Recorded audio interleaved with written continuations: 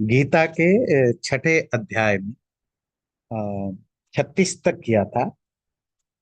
अभी जो चल रहा है, अर्जुन ने पूछा, ये जो आपने योग के बारे में इतनी सारी डिटेल्स बताई, वो तो ठीक है, वो समझ में तो आया, पर वो दिल में नहीं उतरा, है ना। आपको पता है ना कि जो चीज हम सुनते हैं, पढ़ते हैं या लिखते हैं, उसकी 3 लेवल की प्रोसेस होता है।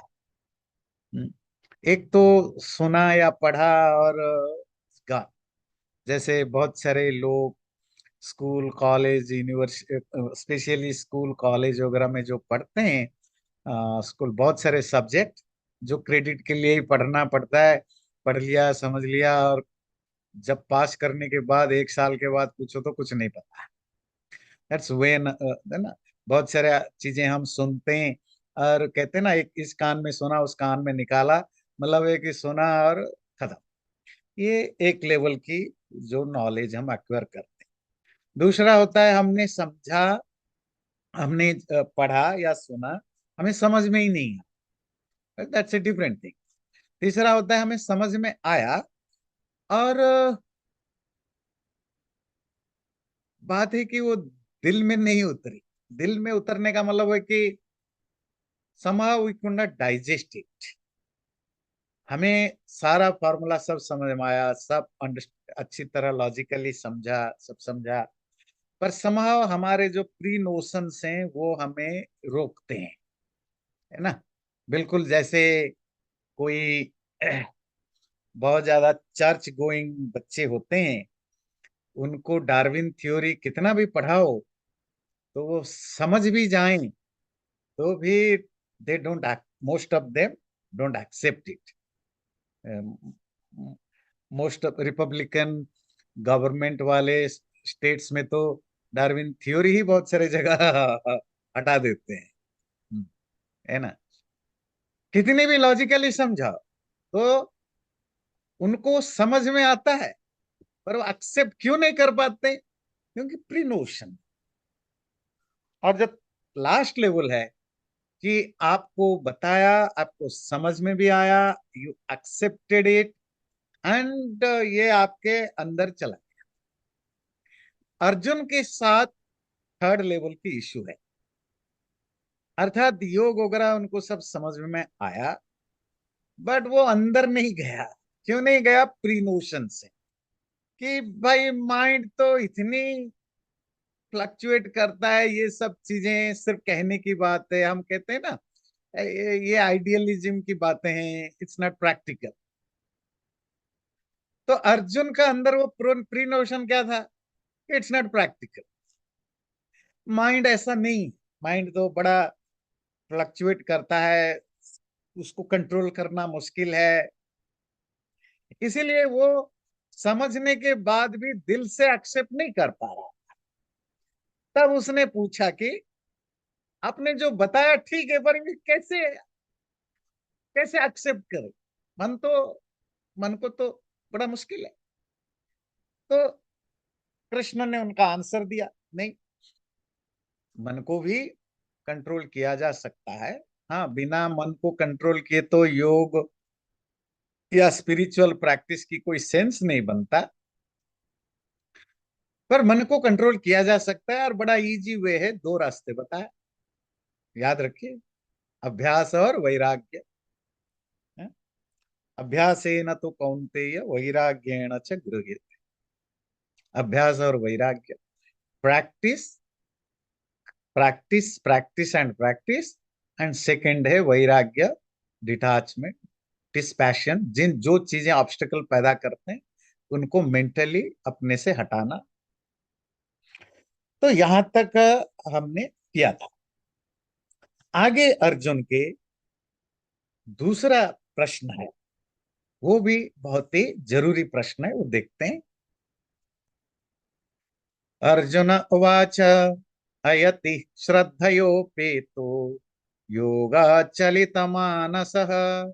अप्राप्य योग संसिद्धिं काम गतिम कृष्ण गच्छति।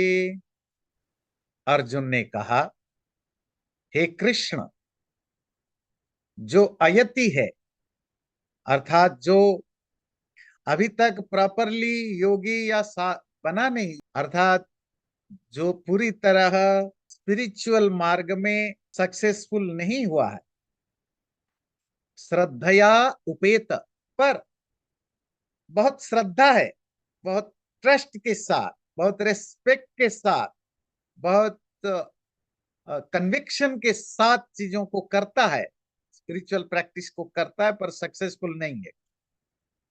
पर योगा चलित मानस, पर जो स्पिरिचुअल प्रैक्टिस है उसका मन उसमें कॉन्स्टेंटली नहीं लगता, डिविएटेड होता है, भाग जाता है। ऐसे व्यक्ति अप्राप्य योग संसिद्धि, ये जो स्पिरिचुअल प्रैक्टिस में जो सिद्धि है, जो अचीवमेंट है, न पाकर काम गतिम गच्छति, किस तरह के सिचुएशन को प्राप्त करता है, उसको फिर क्या मिलता है। क्वेश्चन क्लियर हुई? क्वेश्चन ये है कि श्रद्धा बहुत है, कन्विक्शन है, ये यही करना चाहिए, इसी से ही मुक्ति मिलेगी, वह इसी से भला होगा। अगर वो करता भी है, प्रैक्टिस भी करता है, पर आपको पता है माइंड कितना स्ट्रांग है, कुछ मन हट गया और कहीं चला गया, तो क्योंकि वो जितनी सीरियसली करना चाहिए या जितनी कमिटमेंट के साथ करना चाहिए वो नहीं कर पाया, और वो योग में उसको सिद्धि, वो अचीवमेंट नहीं मिली। ऐसे व्यक्ति की क्या गति होगी, क्या हालत होगा, क्या नेक्स्ट अचीवमेंट उसका क्या होगा? ये सवाल का के पीछे की ऑब्जेक्टिव क्या है? ये देखिए, आप जब स्पिरिचुअल पाथ पर चलते हैं तो नेचुरली बहुत सारे चीजें आप छोड़ते हैं, जो आम लोग जिसको एंजॉय करते हैं, आप इन चीजों को छोड़ देते हैं। बात समझ में आती है ना? आप, अगर आप स्पिरिचुअल नहीं होते तो आप भी खाते पीते, नाच गाना, मैटेरियल वर्ल्ड की खुशी सुख, इनके अपने मजे, वो सब आपसे छूटा, और आप स्पिरिचुअल पाथ पर चले,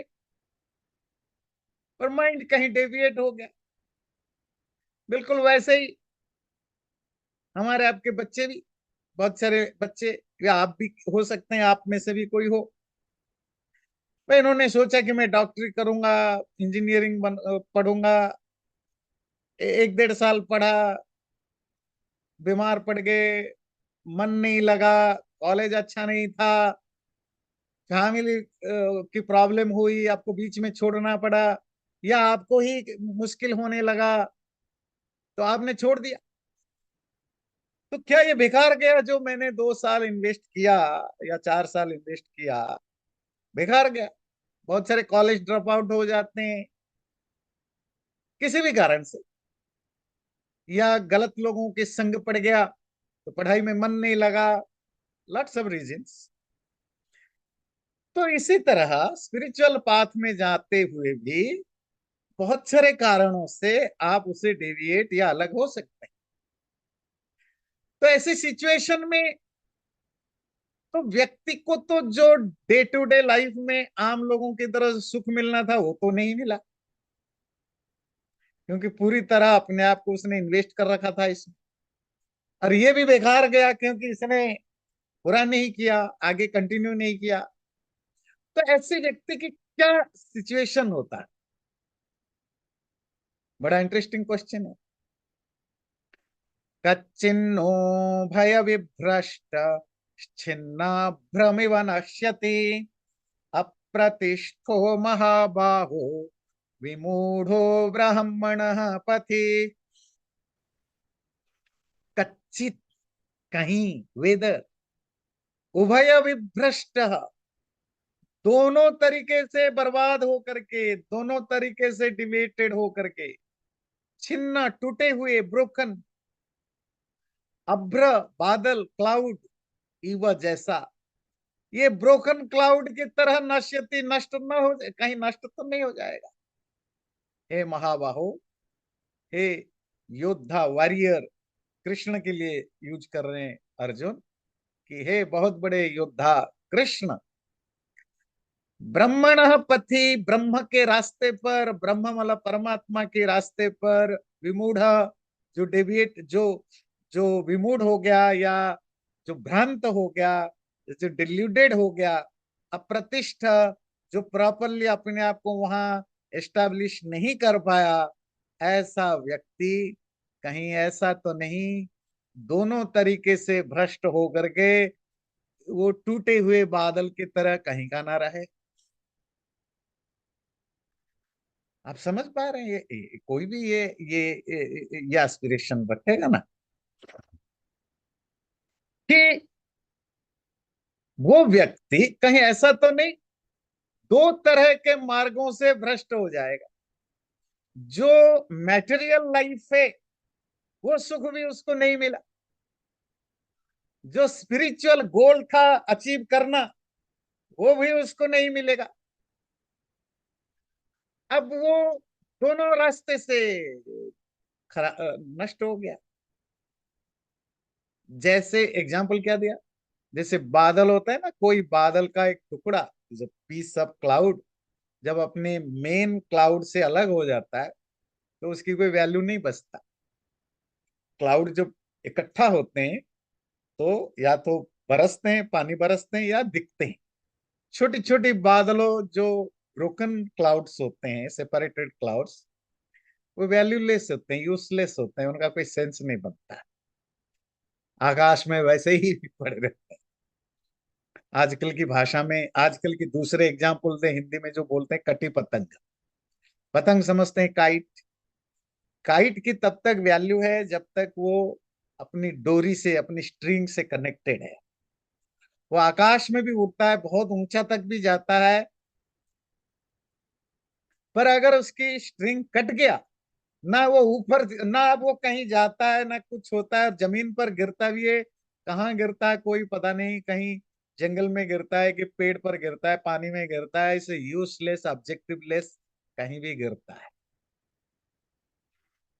तो अर्जुन कह रहे हैं कहीं उस कटी पतंग की तरह, बिखरे हुए बादलों की तरह उस व्यक्ति की हालत ना हो जाए जो किसी कारण से योग में स्थिर नहीं हो पाया, अर्थात स्पिरिचुअल प्रैक्टिस में अपने आप को एस्टैब्लिश नहीं कर पाया, किसी भी कारण से मार्ग से हट।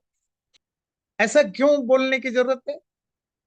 क्योंकि जब आप, इसको आप ऐसे समझिए, आपने चूज किया कि मुझे मेडिकल साइंस पढ़ना है, क्योंकि आपका गोल है मैं डॉक्टर बनूंगा, डॉक्टर बनूंगा तो बहुत पैसा कमाऊंगा, बहुत नाम होगा, जो भी ऑब्जेक्टिव होती है नॉर्मली। और पढ़ाई बहुत हार्ड है, और आपने पढ़ाई की, किसी कारण से छूट गया,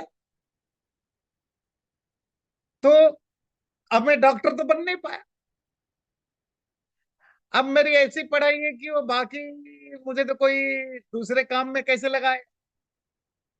तो अमेरिका में अलग बात है, अमेरिका में तो आप कुछ भी पढ़ो, कुछ भी पढ़ो, आप सब्जेक्ट चेंज कर दो, टॉपिक चेंज कर दो। अब जैसे भारत में तो अब तो काफी नया एजुकेशन पॉलिसी आ रहा है अमेरिका की तरह।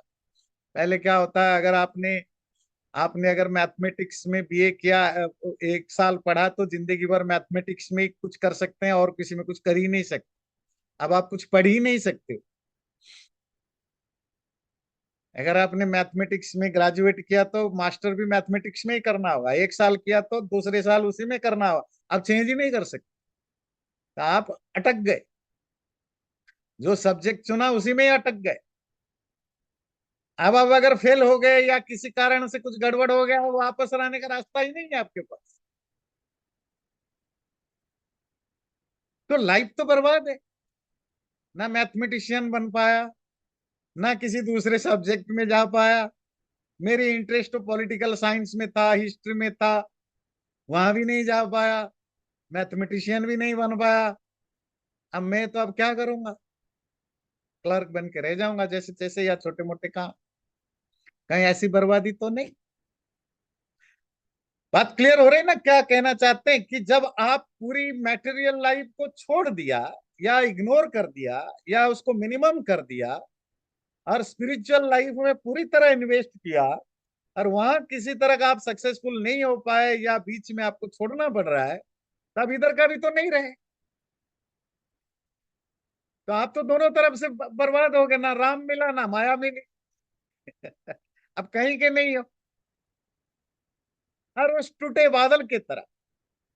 क्वेश्चन वैलिड है। अब तीसरा श्लोक अर्जुन का ही है।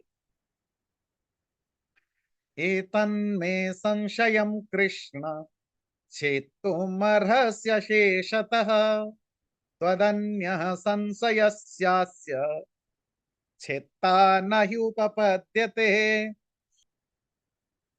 एतन में संशयम, एतत में, ये मेरा संशय है, ये मेरा डाउट है। छेत्तुम अर्हसि अशेषतः, आप ही इसका, इस डाउट को क्लियर कर सकते हैं। छेत्तुम मतलब तोड़ सकते हैं।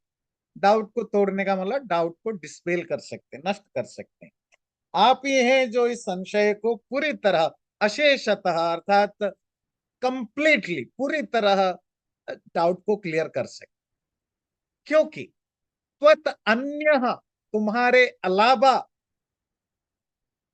और कोई, संशयस्य अस्य, इस डाउट का, इस संशय का, छित्ता, दूर करने वाला, नष्ट करने वाला, या रिमूव करने वाला, नहीं उपपद्यते, कोई नहीं सकता, या ढूंढना मुश्किल है। मैंने आपसे ये क्वेश्चन इसीलिए पूछा कि आप ही एक व्यक्ति हैं जो इस क्वेश्चन का आंसर कंप्लीटली दे सकते हैं, पूरी तरह मेरे डाउट्स को क्लियर कर सकते हैं। क्योंकि आपके अलावा और कोई व्यक्ति इतना कैपेबल नहीं है, समर्थ नहीं है, जो मेरे इस डाउट को पूरी तरह क्लियर कर सके। तो अर्जुन ही, कृष्ण ही क्यों कर सकते? क्योंकि कृष्ण योगी है। वो योद्धा भी है, वो योगी भी है, वो विद्वान भी है, ऑलराउंडर है। और ऐसा महर्षि व्यास लिखते हैं, हम नहीं कह रहे। यत्र योगेश्वर कृष्ण यत्र पार्थ धनुर्धर, योगियों में भी वो श्रेष्ठ है ना। और जो व्यक्ति योग के उपदेश देता है वो तो वैसे ही योगी होगा ही, नहीं तो इतनी गहरी बातें, है ना, अंदर की बातें, एक्सपीरियंस की बातें तो वही बोल सकता है जो उसको रियलाइज करता है। तो क्योंकि आप इसमें मास्टर हो, योगेश्वर, मास्टर ऑफ योग हो, तो आप बेस्ट पर्सन है कि आप कंप्लीटली इसको, मेरे डाउट्स को क्लियर कर सकते हैं, मेरे संशय या शंका को दूर कर सकते हैं। आपके अलावा और कोई नहीं पूछ सकता। तो ये तीन श्लोक, तो इन तीन श्लोकों का क्या समराइज करें, क्या है कि जो व्यक्ति श्रद्धा रखता है, स्पिरिचुअल प्रैक्टिस करता भी है, पर किसी कारण से बीच में छूट गया, या उस रास्ते से डेविएटेड हट गया, उस व्यक्ति का क्या होगा, उसकी क्या फ्यूचर क्या होगा, उसका भविष्य क्या होगा, ये मुझे बताइए। कहीं ऐसा तो नहीं कि कटे हुए बादल की तरह वो कहीं का नहीं रहेगा, ना इधर का ना उधर। अब आंसर देखें। श्री भगवान वाच, पार्थ नैवेह नामुत्र विनाशस्तस्य विद्यते, न हि कल्याणकृत् कश्चित् दुर्गतिम तात गच्छति। भगवान कृष्ण ने कहा, हे पार्थ, पृथा का बेटा अर्जुन, तस्य, उस व्यक्ति का, विनाश, बर्बादी, डिस्ट्रक्शन, न एव यह, इस लाइफ में तो है ही भी नहीं, ना अमूत्र, ना अगले लाइफ में भी हो सकता है। क्यों? यूनिवर्सल थ्योरी, क्या थ्योरी है? नहीं कल्याण कृत कश्चित, हे अर्जुन, जो आदमी अच्छा काम करता है, कल्याणकृत अच्छा काम करता है, उसका कभी भी दुर्गति या उसकी कभी बुरी हालत हो ही नहीं सकती। दुर्गति मतलब बैड स्टेट कभी नहीं हो सकती। हे तात, तात कहते हैं बेटे, है ना। तो दो तीन चीजें, पहले तात लेते हैं। हे तात, संस्कृत में तात पिता को कहते, फादर को कहते, फादर को इसलिए कहते हैं तनोति आत्मानम इति। जो संतान है, जो प्रोजेनी है, they are the extension of their father. तनोति आत्मानम इति, मानो पिता के का जो वीर्य के द्वारा, वो प्रोजेनी एक तरह के पिता का ही एक्सटेंशन है। तो क्योंकि वो जो तन धातु से, तन्मला विस्तारे, तातवन अर्थात जो स्प्रेड करता है, जो फैलाता है।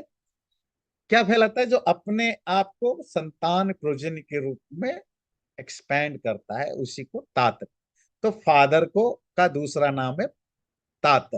पिता है, जनक है, अलग अलग नाम। अच्छा, पर यहां तो कृष्ण ने अर्जुन को तात कहा। अर्जुन तो डिसाइपल है। तो क्या है हमारे ट्रेडिशन में, जो माँ बाप होते हैं वो बच्चों को वही, जैसे माँ या बाप अपनी बेटी को माँ बोल के बुलाते हैं बहुत सारे जगह, या जो वो बेटे को बेटे के वो बाप कह के बुलाते हैं। हमारे यहाँ भी है, जैसे मेरे पिताजी वगैरह जब बहुत प्यार करते हैं तो कहेंगे बापा, मतलब हमारे उड़िया में बापा बोलते हैं। जैसे वो गुजराती में माला जी हैं, शायद वहाँ बापू या कुछ बोलते हैं ना, तो हमारे यहाँ बापा बोलते हैं। तो बच्चों को भी प्यार से माँ बाप बापा ही बोलते हैं। हाँ, बेटियों को भी माँ बोलते हैं। और ये ट्रेडिशन कहाँ से है? संस्कृत से। संस्कृत में तात फादर को भी बोलते हैं, और फादर जब बहुत प्यार से बोलता है अपने बच्चों को तो भी तात बोलता है। यही ट्रेडिशन गुरु शिष्यों में भी होता है। आप देखेंगे उपनिषदों में भी बहुत सारे जो गुरु है वो अपने शिष्यों को तात बोल, पर तात का लिटरेरी मतलब है फादर। तो बिकॉज ऑफ द लव, तो वो जो पेरेंट्स होते हैं वो अपने बच्चों को अपने ही पोजीशन में बुलाते हैं।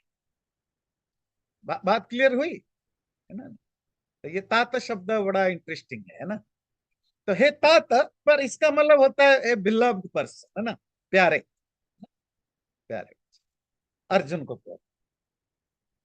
ये श्लोक जो 40वां श्लोक, छठे अध्याय का 40वां श्लोक, उसकी जो लास्ट लाइन है, वो हमेशा याद रखना चाहिए और हर बच्चे को याद कराना चाहिए। क्योंकि हम सब सटन लेवल पर, स्पेशली पता नहीं क्यों इंडियन लोगों में, खास करके इंडियन पढ़े लिखे लोगों में, इस तरह के डाउट बहुत ज्यादा दिखने को मिलता है। ये वेस्टर्न लोगों में इतना नहीं मिलता। क्या इतना अच्छा करके क्या हुआ, देखो उसके साथ तो ये हो गया। इतना अच्छा भी करने की जरूरत नहीं, कुछ नहीं होता है अच्छे बुरे में। देखो उसने इतना अच्छा काम किया, वो इतना अच्छा आदमी है, देखो उसके साथ क्या हुआ। सो वी ऑलवेज फाइंड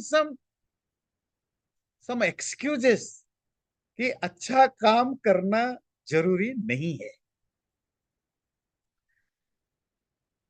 पर ऐसा वेस्टर्न लोगों में देखने को नहीं मिलता। वो सेल्फलेसली अच्छे होते हैं। वो, मैं सबके बारे में नहीं कह रहा हूँ, जो अच्छा है वो सेल्फलेसली अच्छा है। हमारे में ये नेचर बहुत मुश्किल हो रहा है। खास करके हमने देखा जो अर्बन एरिया में रहने वाले इंडिया में लोग हैं, वो जरूरत से ज्यादा सेल्फिश होते हैं, और हर वो यूनिवर्सल वैल्यूज को कॉम्प्रोमाइज खुद तो करते हैं, अपने बच्चों को भी सिखाते हैं। वो बच्चों को सिखाते हैं, है ना, नहीं कहीं ज्यादा ऑनेस्ट बनने की मत, मतलब ज्यादा, है ना, युधिष्ठिर मत बन जाओ, है ना, हरिश्चंद्र मत बना करो। हाँ, रोजी रोटी के लिए सब चलता है ना, दुकानदारी में सब चलता है, मतलब सब चलता है, मतलब सब चलता है, जो भी हो। हमने एक इनडायरेक्टली पेरेंट्स बच्चों को, ऑफिस में बॉस अपने सबोर्डिनेट को एक मैसेज हम कन्वे करते जाते हैं कि डोंट बी सो गुड, है ना, इट्स स्टुपिडिटी, ये बेकार चीजें हैं। इसीलिए ये श्लोक का ये आधा लाइन रटवाना चाहिए। नहीं कल्याण कृत कश्चित दुर्गतिम तात गच्छति। हे तात है बच्चा, कोई भी व्यक्ति जो अच्छा काम करता है, कल्याण कृत अच्छा करने वाले, कश्चित कोई भी, दुर्गतिम न गच्छति कभी भी दुर्गति को नहीं जाता, उसकी कभी बुरी हालत नहीं होती। आप कहेंगे ये भी आप एग्जैजरेशन है, ऐसा तो कोई प्रैक्टिकल लाइफ में होता नहीं। अच्छा काम करने वाले तो कुछ ज्यादा ही सफर करते। ठीक है, ऐसा दिखता भी है, अच्छे लोग भी सफर करते हैं, बुरे लोग भी सफर करते हैं। जो डे टू डे लाइफ की सफरिंग है ना, उसको हम काउंट करते हैं कि ये बीमार पड़ गया, इसके साथ एक्सीडेंट हो गया, इसकी जॉब चला गया। आपने हमने ये वेदांत में ये एक इंटरेस्टिंग चीज पढ़ी थी, ध्यान दीजिए, और वाल्मीकि रामायण में भी पढ़ी थी, आपको याद है कि नहीं? आपका कर्म का फल अच्छा या बुरे के हिसाब से नहीं चलता। ध्यान दीजिए, अगर आप जॉब से निकाले गए and you are a decent person, you are a gentleman, आप बहुत जेनरियस हो, आप बहुत हेल्प करते हो, आप किसी का नुकसान नहीं करते हो, पर इसके बावजूद भी जॉब से निकाले गए, तो जॉब से निकाला जाना और अच्छा होने का रिलेशनशिप नहीं है। तो क्या रिलेशनशिप है? जॉब में टिके रहने के लिए जो स्मार्टनेस की जरूरत है, जो तिकड़मबाजी की जरूरत है, जो रूल, जो जिस चीज की भी जरूरत है, वो आप में नहीं है। बात समझ में आती है? सक्सेस होना, लाइफ में प्रोफेशनली सक्सेसफुल होने के लिए अलग रूल्स होते हैं, उसका धर्म और अधर्म से रिलेशनशिप नहीं है। और ये हमारे शास्त्र बिल्कुल क्लियर है इस बारे में। हम कंफ्यूज नहीं, ये हमारा प्रॉब्लम है, शास्त्र तो क्लियर है। वो जब कहते हैं हर कर्म का फल है, इसका अर्थ धर्म और अधर्म से रिलेटेड नहीं है ना। आपकी पर्स आप किस फील्ड में कितना सक्सेसफुल होते हैं या नहीं होते हैं, उसमें आपकी वहां पर आपकी क्या पर्सनालिटी है, क्या स्मार्टनेस है, कैसे आप इकोसिस्टम को हैंडल करते हो, वो सब कर्म में आते हैं। That's different, it has nothing to do with virtue और नॉन वर्च्यू, वो अलग चीज है। ठीक है, पर जो वर्चुअस पर्सन है, जो धार्मिक व्यक्ति है, उसकी जिंदगी में वो कितना सुखी रहेगा, दुखी रहेगा, लाइफ खराब होगा, लाइफ अच्छा होगा, और अगले जन्म कैसा होगा वो तो सेकेंडरी। इस जीवन में भी उसकी लाइफ की जो क्वालिटी है वो कैसे होगी, वो अगर अच्छा इंसान है, उसकी लाइफ की क्वालिटी कभी खराब नहीं। जब मैं लाइफ की क्वालिटी कहता हूँ, it's both external and internal. हो सकता है कि आप बहुत प्रोफेशनली सक्सेसफुल ना हो, क्योंकि उसके लिए जो क्वालिटी या जो ट्रेनिंग या जो एबिलिटी चाहिए, आप उसमें लैक करते हो। दैट्स ए डिफरेंट थिंग, मैं ये नहीं कह रहा हूँ लैक करते ही होंगे, there are many reasons are there, तो वो अलग चीज है। पर एज ए ह्यूमन बीइंग, सुखी होना दुखी होना, ये हमारे वर्च्यू और जो जो धर्म और अधर्म से रिलेटेड होता है। अगर आप कल्याणकृत हैं, अच्छे कर्म करने वाले हैं, आपकी डिस्ट्रक्शन, आपकी बर्बादी नहीं हो सकता, दुर्गति नहीं हो सकती, ना इस जीवन में, ना अगले जीवन में, ना यह इस लाइफ में, ना अमूत्र, अमूत्र कहते हैं समवेयर एल्स, समवेयर एल्स मतलब यहाँ अगले लाइफ में नहीं हो सकता, क्योंकि कोई भी अच्छे कर्म करने वाला व्यक्ति का विनाश नहीं हो सकता। इसीलिए लाइफ में सक्सेस या फेल्योर को देख करके अपनी धर्म और अधर्म, अच्छा या बुरा होने को चेंज मत करे। आप अगर अच्छे आदमी है, भी अच्छा, है ना, despite of failure in your life. अगर आपको बात समझ में आती है ना? नहीं, अच्छा होना एक अलग चीज है, मैं हमेशा बोलता हूं। आप एक अच्छे पेरेंट्स होकर भी बैड ह्यूमन बीइंग हो सकते हैं, क्योंकि हम दुनिया में बहुत सारे बुरे लोगों को अच्छे पेरेंट्स होते हुए देखा है।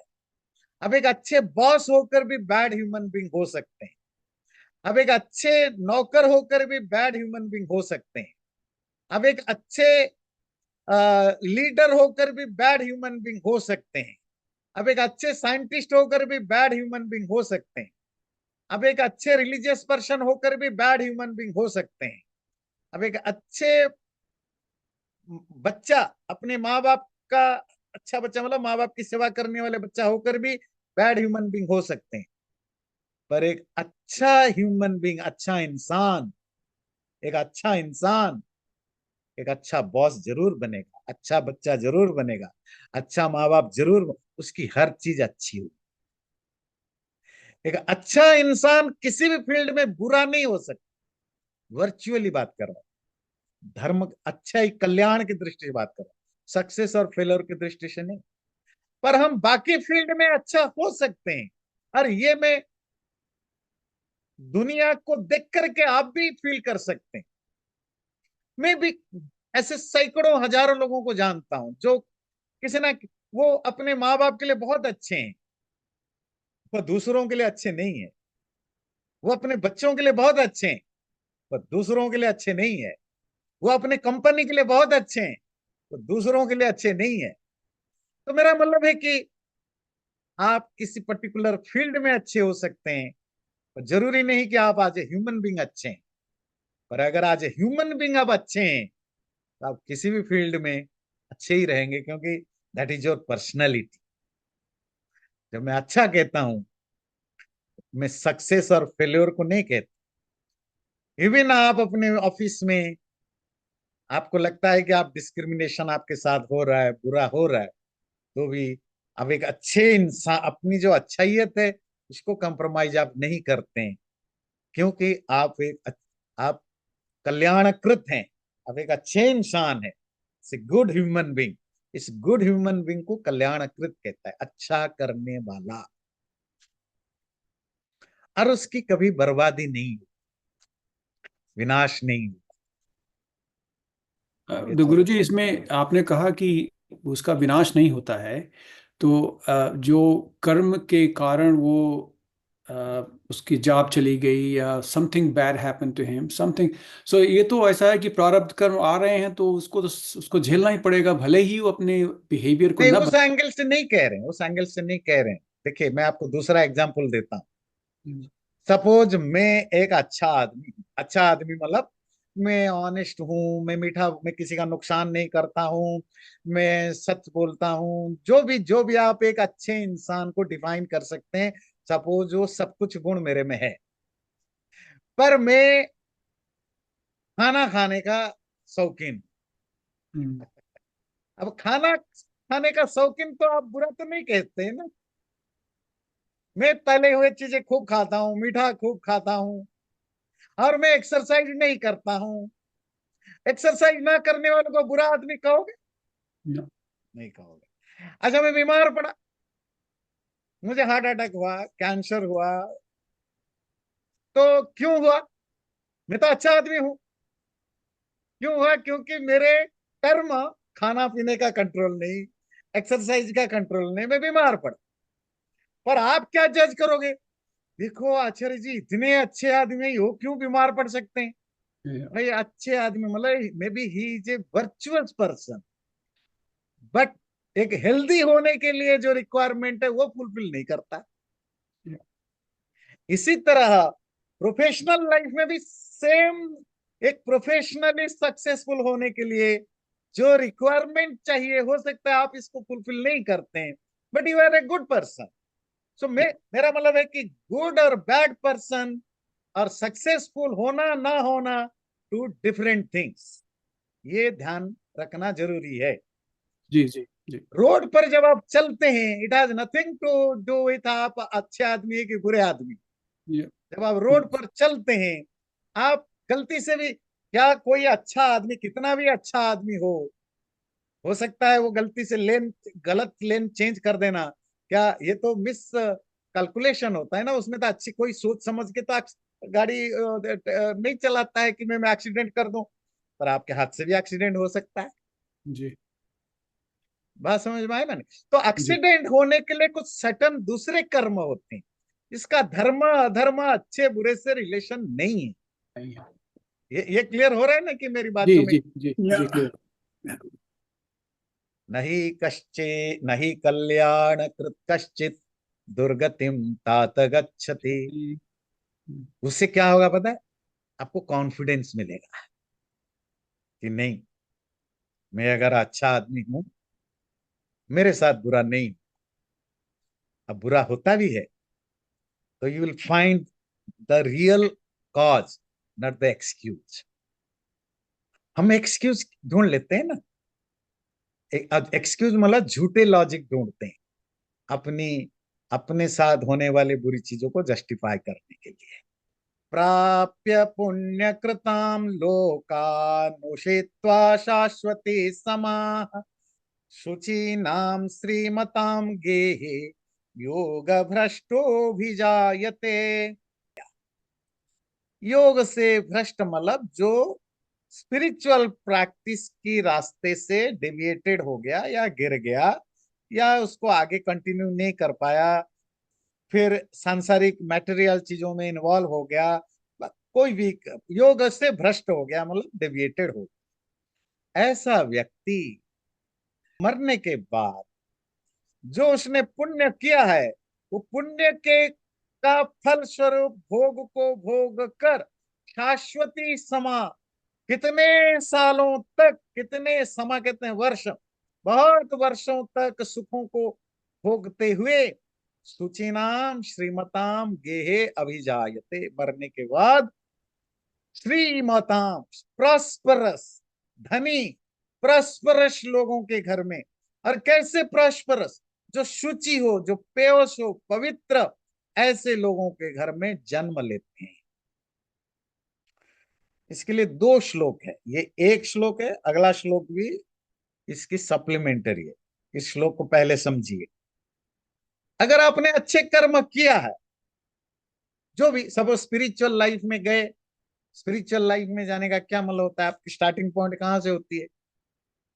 आप सारी जो यम नियम जिसको आप कहते हैं, धर्म को पालन करते हैं, पेशेंस, ऑनेस्टी, धृति, क्षमा, फॉरगिवनेस, क्षमा, इंद्रियों को कंट्रोल करना, माइंड को कंट्रोल करना, लालच, ईर्ष्या, द्वेष आदि को कंट्रोल करना, ये सब अपने पहले अचीवमेंट होती है। यही धर्म है, यही, इसी से आपको पुण्य मिलता है। पुण्य मतलब जो वर्च्यूज है, यही इससे आपको अचीव होता है। अगर आप किसी कारण से योग से भ्रष्ट हो गए, स्पिरिचुअल पाथ में कंटिन्यू नहीं कर पाए किसी कारण से, पर वो जो आपने अच्छे वर्च्यूज आपने अर्न किया है, जो आपने कमाया है अच्छे कर्म करने के कारण, वो तो बेकार नहीं गया। वो आपको इस जीवन में भी आपकी लाइफ को, की क्वालिटी को, आपके जीवन को अच्छा रखेगा। अभी एक्सटर्नली अच्छा बुरा अलग चीज है।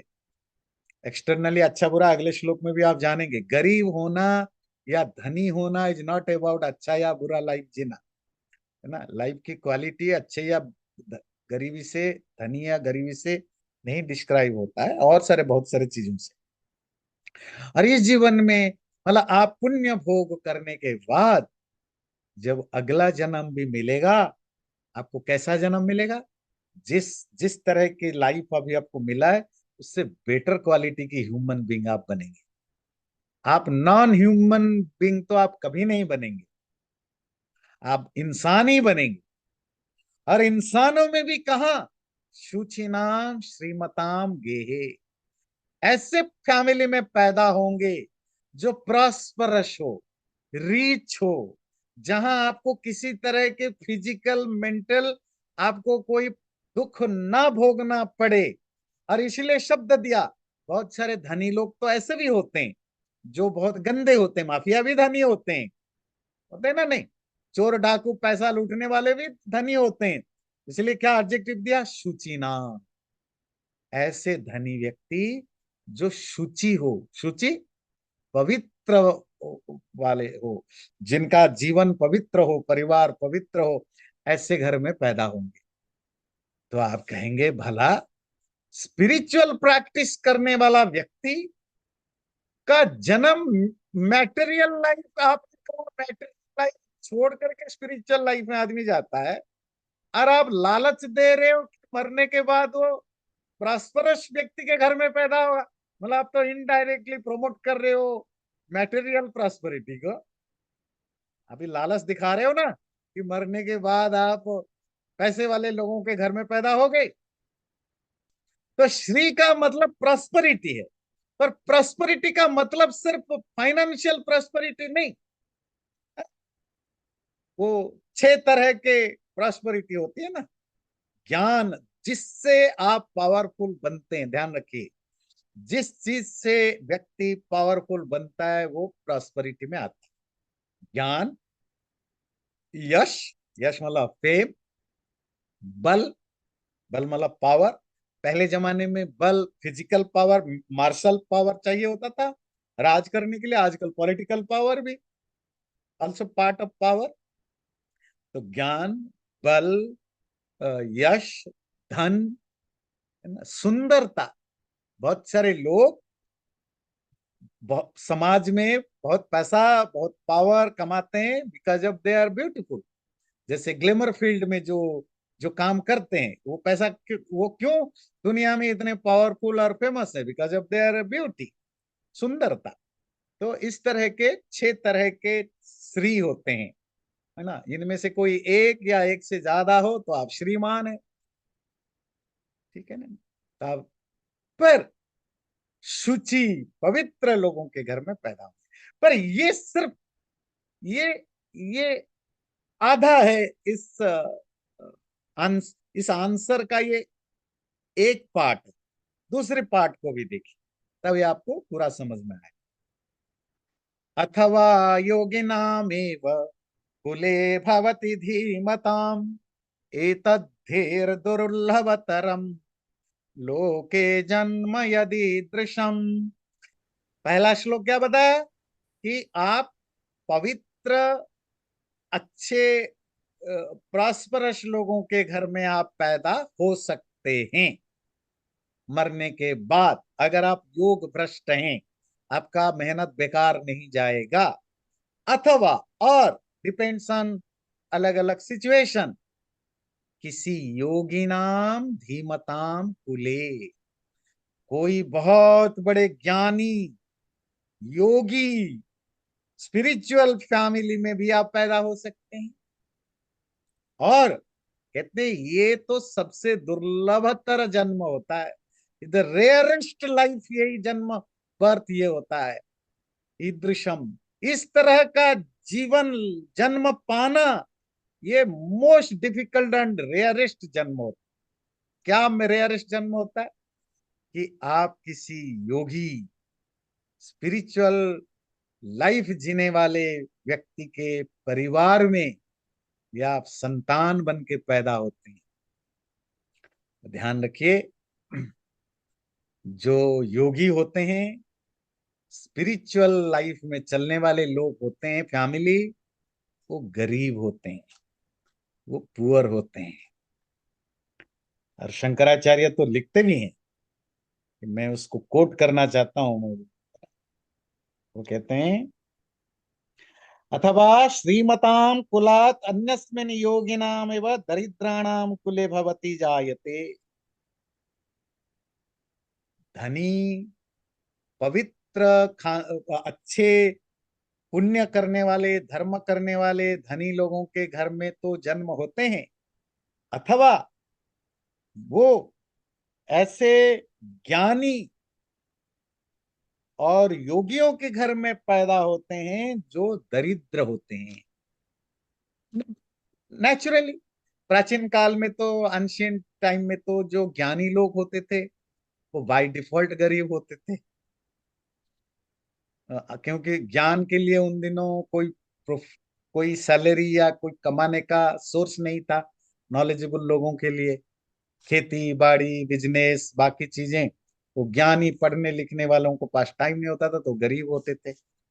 और योगी, वो तो वो तो डिलिबरेटली सांसारिक चीजों को छोड़ता है।